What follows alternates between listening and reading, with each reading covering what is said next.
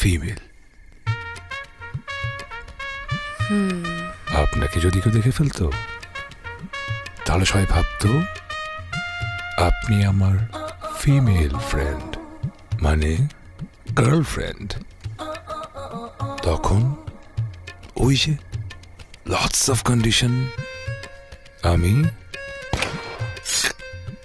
Not allowed, kick out.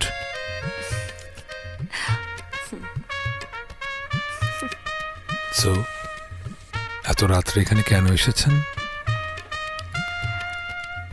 আপনাকে নিয়ে ওই দূর আকাশের তারা দেখবো বলে এসেছি।